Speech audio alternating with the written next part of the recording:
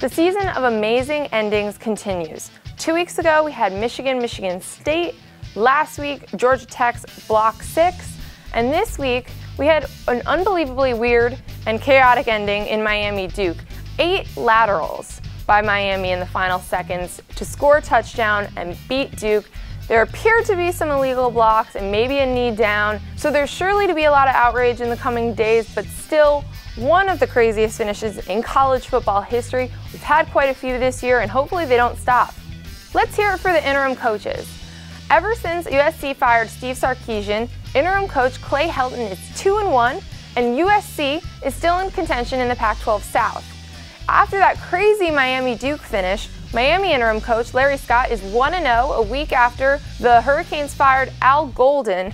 And we know players talk about playing for their coach. The odds are against them being hired full-time, but they're still playing for this coach that they love. And it seems to be working for some of the most prominent programs in the country. It's amazing what you can do when you're playing for an interim coach.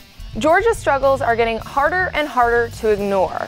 The Bulldogs lost Saturday and lost badly to Florida. This has become a trend of these last few years under Mark Richt. Obviously, you lost an offensive coordinator in Mike Bobo, who's been there forever. There was quarterback uncertainty entering the year. Nick Chubb is injured.